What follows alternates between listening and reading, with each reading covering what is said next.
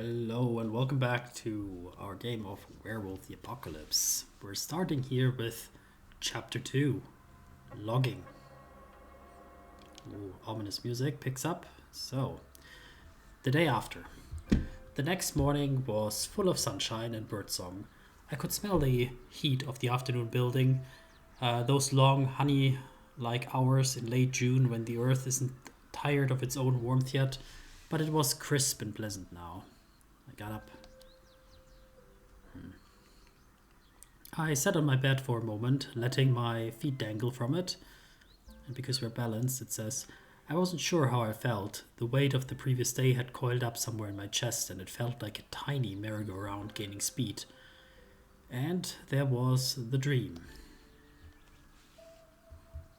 Then I remembered the dream.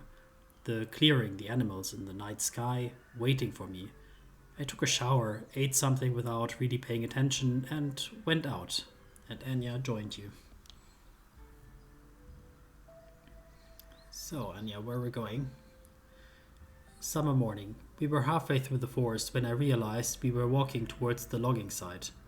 Ah, I see. Protest activists and answers. I guess I cannot choose any other option, so we will be going to the logging site. Against the machines. I was running all the options over and over in my head, and I didn't really care where I was going. When I looked up, the sun was shining, the village was far behind me, and I was at the logging site. Anya looked around. So, what's the plan? Well, to stop the logging is gonna be very ambitious. I had to understand my destiny. Well, I do feel like we want to stop the logging for sure, at least long term, or mid-term. Let's say that at least. We have to stop this logging. I looked around. On my right was the ancient forest. On my left was the freshly torn clearing. Ahead of me, ruining the view, were huge logging machines and a group of people arguing in their shadow. They clearly needed someone to gently nudge them in the right direction.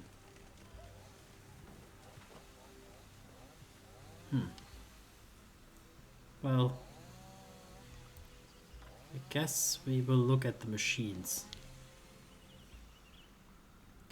I'd never seen a harvester before, and I was shocked by the vile ugliness of the machine. There were 3 at the site. Their long metal arms were wrapped with black pipes that looked like glistening intestines or weird hanging sperm sacs, and they reeked. The stench was dark, rancid, and putrid. Yet none of the people there seemed to smell it. Not the reporters, not the police, not the loggers, nor the protesters. I couldn't understand. The clearing was full of that smell. I saw a familiar face among the protesters. I noticed Daniel. He stood near a group of arguing protesters, but as I cast my eyes on him, he went to one of the harvesters, turned his back on other people there, and started pissing on the machine. The protesters were clearly conflicted.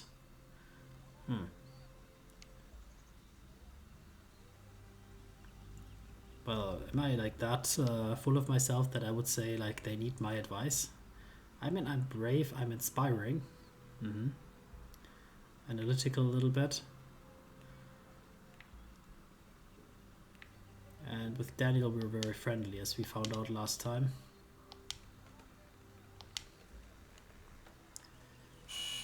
Let's think about it. So, I think they clearly need some advice. They were foolish, losing the sight of the big picture, and someone should tell them that. It might as well be me. One of the police officers, young and nervous, said something I didn't fully understand. Let's try the nice way. I smiled. I smiled at him and said, I don't understand, in my best Polish. He smiled back. Oh, he said, you're one of them, and then let us go. Then I noticed that someone joined us.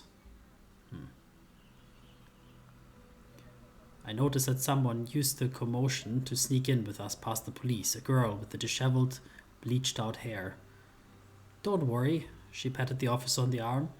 It was an awful pickup line anyway. He recoiled. You shouldn't touch me, ma'am. What's that about? Who's she? I rolled my eyes. Neutral to pat. I rolled my eyes and wanted to say something, but I was interrupted. Pat! Cornell called her from the gathering. Could you come here? I need to show Olga that chart. She sighed, reaching to her backpack and taking out a tablet. And they're at it again, she murmured under her breath and winked at me. Coming. We went towards the activists. As I walked towards Daniel, I heard more and more of the argument. Olga, you can't, Cornell was saying. Pat stood next to him with her tablet. She looked a bit amused. Do not fucking tell me what I can and can't do, Cornell, the woman with dreadlocks interrupted. I can, because they are destroying our mother. I can fight with all the means at my disposal, even if that means burning those harvesters to the ground. Cornell raises his eyebrows. Burn the harvesters? Cornell asked calmly. In this drought? Olga, are you out of your mind? You know what I mean. We fight them any way we can, because this is a fucking war, she spat. He sighed. You've never seen real war and it shows. Nobody is shooting at us, and believe me, we want it to stay that way. We need a peaceful protest. I approached Daniel. Hey, can we talk? I asked, approaching Daniel. He smiled, sipping his pants. Oh, hi Maya. I think our leaders are arguing now and it has to be settled. It's good you came, actually. We need to tell Cornell that he's wrong. Oh, so I was to take a stand. I looked at them. I'm also not in favor of the peaceful protest, I think. I looked at them both. Olga with her fury and passion, Cornell with his cool, professional demeanor, and shared without any reservation what I felt about the situation. Peaceful wasn't flashy enough. Yeah, so Cornell, we became unfriendly, but we're loyal to Daniel and Olga. Okay. Peaceful protests might work in Germany, I said loudly. But if you haven't noticed, man, we're not in Berlin anymore. This is Poland without something flashy. They won't give a fuck about public opinion. They only inflamed the situation. The argument attracted more and more people. Someone old shook their head and moved forward. They had deep wrinkles, a narrow mouth, and the unisex grace of a tired, heroin-preserved rockman. I dug their style. They had shoulder-length, disheveled hair, a clean shave, and eyes highlighted with eyeliner. Bright blue nails, heavy army boots, a red skirt, and a tank top completed the look. And pins. Lots of pins. All kinds of LGBT, QA plus flags, anarchist, and a pacifist symbol. And I think some German band stripes. I observed them curiously. It's Kim, I guess. Olga, darling, you know I love you, but Cornell really knows what he's doing. Please trust me on this one. They talked to Olga, but kept glancing at me as if to check how I reacted. Fuck off, Kim. You didn't even trust me enough to come here on your own when I asked you to. There was a woman at Olga's side. Next to Olga there stood a woman, and she was the most beautiful person I'd ever seen. Don't think we would get distracted that much from that beauty. I couldn't help but overhear. Lisa, sympathetic. Kim, you want to teach me about violence? She looked them straight in the eye. about fighting oppression just because your boss went to, what, one mission in Afghanistan? Her Polish was peculiar, kind of mellow. Cornell winced. Lisa, leave Kim alone. He didn't know what to say, and it seemed that the whole discussion could be derailed.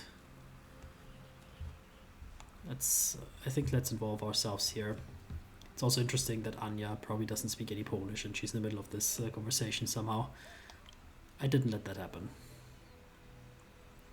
So, cautious with Cornell, not unfriendly anymore, and Olga is now friendly. Hey, guys, the forest, is that the logging, the protest? Olga unclenched her fists. Cornell looked back at her and chucked softly. You almost punched me. The conversation was over, at least for the time being. Cornell, together with his cronies, walked towards the reporters while Olga went back to the group of people standing in the shadows of an old oak tree. I looked at the forest. I looked at the Brusha.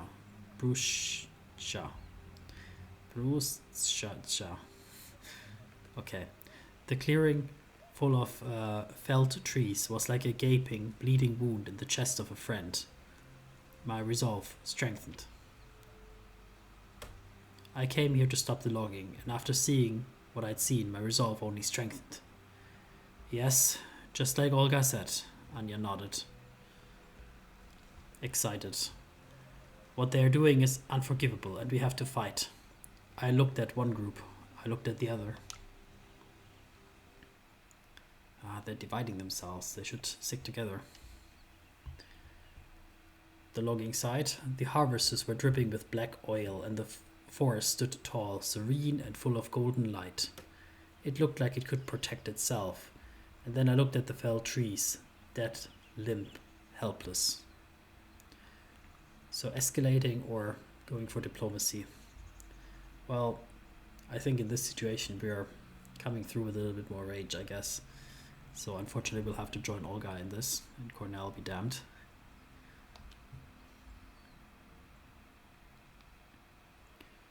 No pasaran. As we approached, Daniel pricked his ears. I could have sworn they moved. Hello, fellow humans. He grinned at us. I felt Olga's eyes on me. And who the fuck do you think you are? She demanded.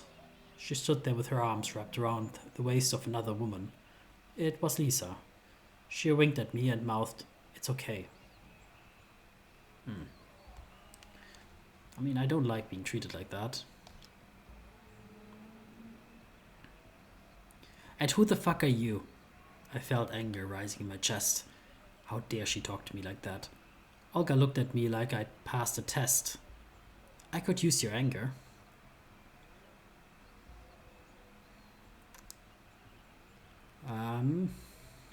What was the argument about? I asked back. Olga didn't answer, and we locked gazes. Lisa nudged her. See, honey, I told you. It's obvious. I looked at them again. Olga rolled her eyes. I had more time to look at her now. She was wearing combat trousers, sandals, and there was a small silver double-bladed axe hanging at the string around her neck. The labrys, a lesbian feminist symbol. She wasn't hiding where she stood. She acted like she knew something about me. I feel like there's something personal going on here, I said bluntly, but I don't even know you. Oh, Maya, but I know about you, she laughed bitterly. The Pushcha is under attack, and everything tells me that you are destined to have a role in saving her. She seemed to believe it.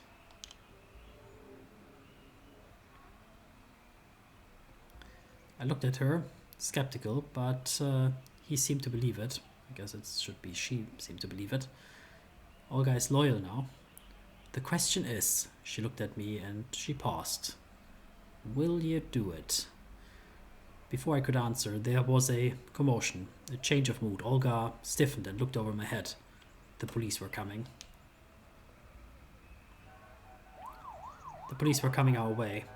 The young guy in the uniform who'd let me through looked like he wanted to be somewhere else. Officers, Olga said, hissing the words through her teeth. Ma'am, said an officer whose round face was adorned by a mustache that looked like a shoe brush. Disperse. I mean, we're pretty rage-fulfilled. I wasn't easy to intimidate. The spark. I stood shoulder to shoulder with the other protesters as the officers started to approach. Disperse, repeated the mustache man.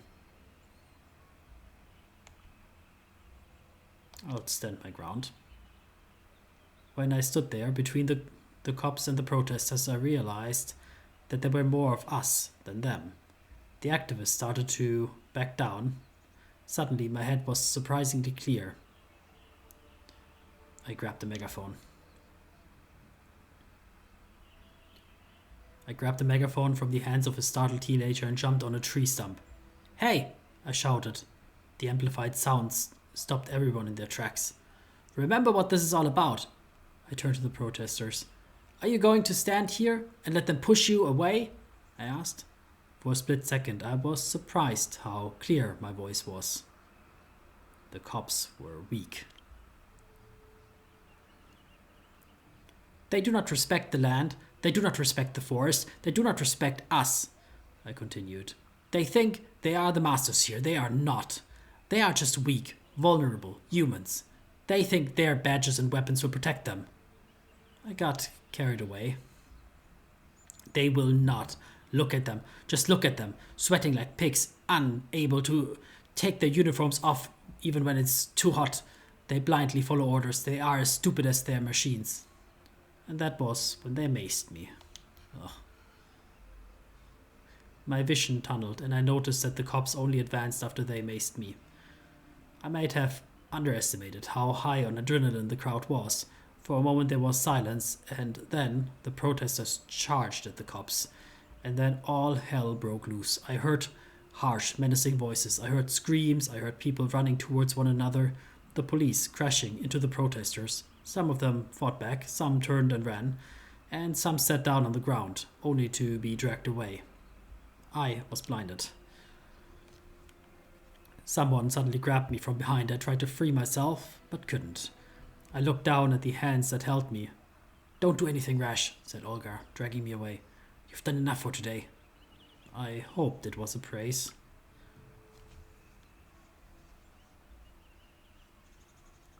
I hoped it was a praise, not a rebuttal, but I didn't dare to ask.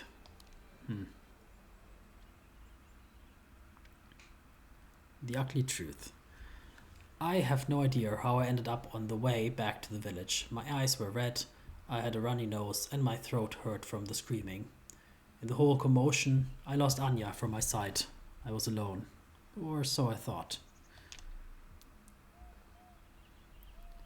Hey, let me help you, a voice behind me said, and I jumped. A woman was looking at me with concern. What happened? Whew. I guess let's say it was too much. It was too much, I whispered. All of that. We walked slowly towards the village. We talked. Press. I learned that she was an independent German reporter who'd come here about a month ago. Her name was Erika. So why are you protesting the logging? She asked after a few minutes of small talk. We had to save the Puszcza. I think the Puszcza is unique. When I saw how many trees they've cut in just one afternoon, it broke my heart, I said, still shaken by the sheer number of the fallen trees. I have to do whatever I can to save the forest. I looked at her. And why are you asking? She looked at me with renewed interest. Do you know why they're cutting down the trees? She asked. Because you do know what logging is done by a government company, the state forests. I didn't know that. I didn't know that, I admitted. In fact, I knew very little. I know very little about the situation, I realized, just what the others have told me. Erica reached for her notebook. It all started with spruce bark beetles. Erica looked into her notes and started explaining the whole situation. That year, the beetles' infestation was a catastrophe of catastrophic proportions, and the foresters decided that the only way to stop it and save the rest of the forest was to cut down as many infected trees as fast as possible.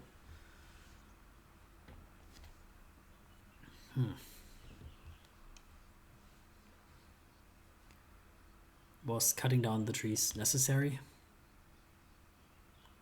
Is cutting down the trees the only way to stop the infestation? I asked, confused. The foresters state that this is the only way, she said. Some biologists argue that they are cutting wrong trees and doing it too late to change anything. But was it legal? But is the logging legal? I wanted to know. Opinions differ, but such massive logging in a UNESCO-listed area might be illegal, Erica answered. Couldn't they just remove the dead trees? Maybe if they removed the dead trees, the infestation wouldn't spread. I tried to find a solution. They might do that, but dead trees are what makes the forest unique, Erica smiled. There are 20 times more species living on a dead spruce tree than on an alive one. Did they have to intervene at all? Couldn't they just leave the pushcha alone and let nature take its course, I asked. That's one of the options, Erica admitted. But there's a drought and no one is sure if the forest could survive on its own. It was a complex situation, but that didn't mean that I should step back, and I felt that Erica was deliberately playing the devil's advocate. But she's friendly with us, more or less. Do I want her advice? Should I try to understand her point of view? I guess she's trying to be the devil's advocate. Maybe my rage was a little bit misguided. Let's try to understand her point of view a bit deeper. Let's exert some willpower for that. I see that you're trying to show me the whole picture, and I appreciate it. I sighed. I just hoped there would be an easy answer. I'm just doing my job, Erica shrugged. I describe all aspects of the situation to you, but it's up to you to decide what you want to do. It was a tough decision. I shook my head. Why did the situation always have to be so complex? At least I was sure that they were cutting down trees and the Brusha needed my help. And who controlled the narrative? Yeah, the press, like this person. Who controls the narrative about the logging? Asked Erica. All the public media explains why it is necessary and legal, she answered. And that's why I want to help the protesters, I explained. They need to be heard. She looked skeptical. You're not the only one feeling helpless, she sighed. So don't let the complexity of the situation stop you. Life is always complex, and yet we carry on.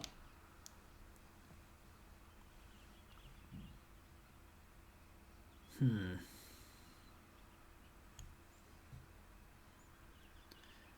feel like we're pretty in connection with the forest. We really feel like it's the wrong choice. Otherwise the forest wouldn't tell us that. But I don't want to mess up the relationship with her, perhaps. At least for now she's a helpful devil's advocate. So I will say nothing, but a little bit of rage can build up in myself. I always felt so angry when there was too much to process at once. And everything that happened at the logging site, the heat, the stench of the harvesters, the tension between Olga and Cornell, that you could cut with a knife, it almost sent me into some kind of frenzy. What's the matter? She asked.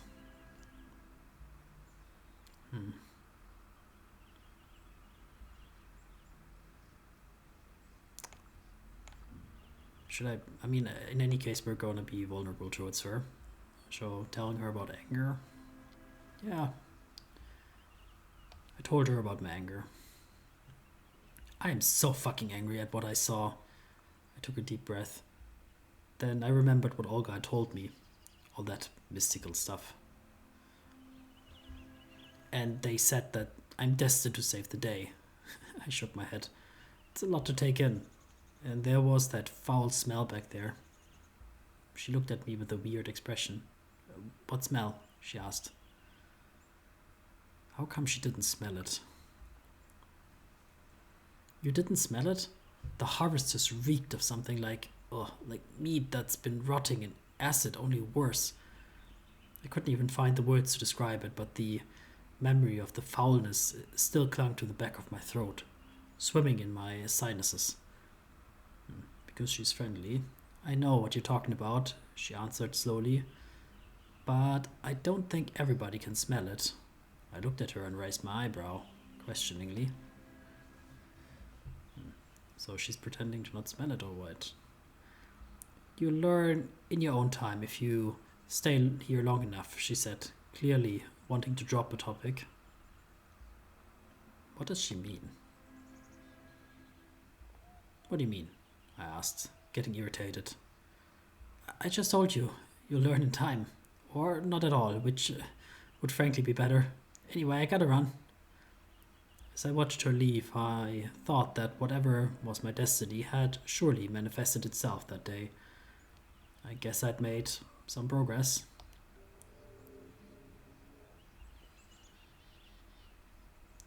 I jumped right into the middle of a very tense situation and at the very least upset the status quo. I just hoped I hadn't made things worse. I walked on in silence. Time to regroup. Anya came back soon after me. I lost sight of you, she said, apologetically. I'm glad you made it back in one piece. So, how was your day? Anya asked. I guess maybe she didn't see it, or where did she end up? So, what happened to me?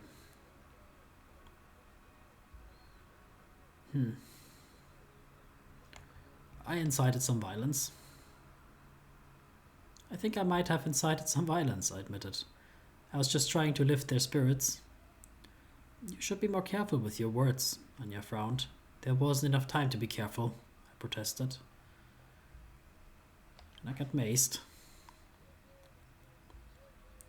I grinned. It was my first time. Do not recommend. 1 out of 5 stars. Oh shit, you alright? Anya asked. I live, I shrugged. So Anya didn't see it, I guess. I met a lot of new people. I met some very interesting people, I said, still excited. Yeah, they looked like a colorful bunch, Anya grinned. Maybe you could introduce me later. They sure are passionate. They argue between themselves more than they argue with the loggers, I added. And I learned a lot. Did you know that the government supported the logging, even when it was illegal? I shared my dismay. Anya just nodded solemnly. Yeah, I read about it. But why didn't you tell me?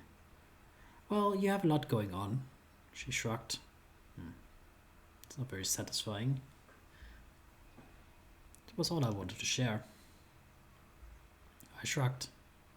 Just another day, Białowice. We sat for a while in silence.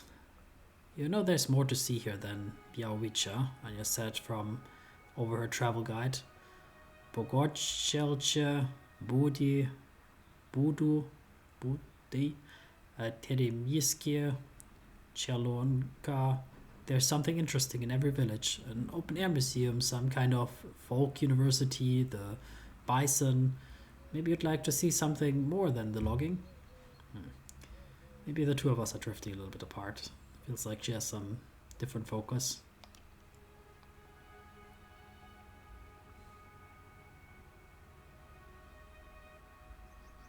I honestly didn't care.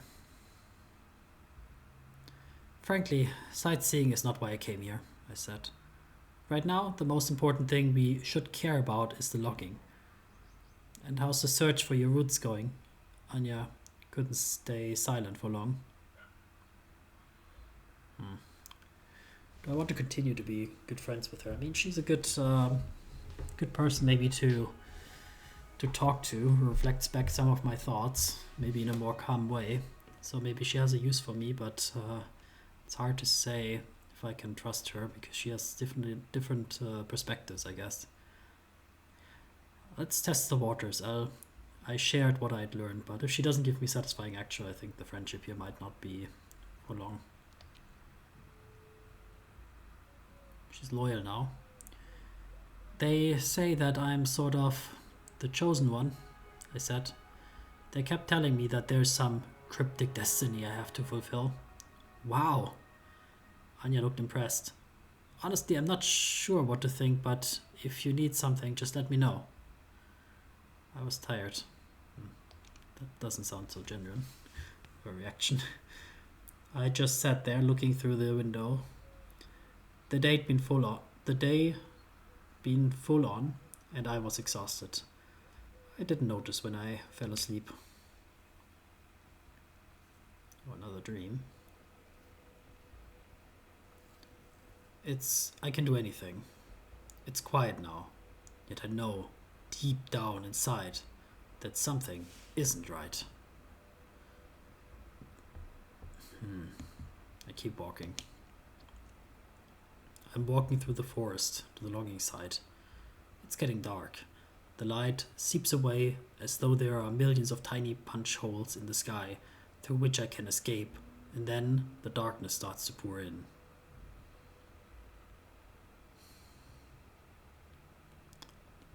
I know what I will see. And I see bodies strewn around the ground, bloodied, maimed, with their limbs torn from destroyed torsos. I can see some of them are still alive, still struggling for air, still trying to live. They are all trees, fallen trees, still alive, still struggling for air. And there's the stench. I can smell them. The stench is dark, rancid, putrid. There are monsters at the edge of the forest. They have long, skeletal arms. They are wrapped in glistening black intestines, and each arm has a wide, gaping mandible full of whirling blades. They snap at me blindly. My friends stand by my side. Their eyes shine in the dark, and they are ready. They are angry. I can feel their rage merge with mine. I don't have to say anything. I lead the charge. Oh. I wonder who's my friends in this context here. Who is with me? But I do feel the rage here. With a howl, I lead the charge. We clash with the shapes and start to destroy. We bite off heads and tear off arms. We are the stuff of legend. And then I wake up. And I feel a little bit more healthy. That's nice to see. I need to find out what's happening to me, for sure. I gasped and bolted upright. I was alone. The sun was setting, and in the deep red light of the room looked like it was bathed in blood. My pillow was on the ground, and the duvet was torn. Tiny feathers were spilled through the tear. What happened?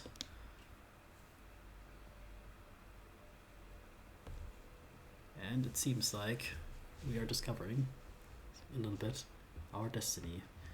But that'll be the stuff for the next episode in chapter 3. And I will see you then. Take care. Have a nice rest of your day. Bye bye.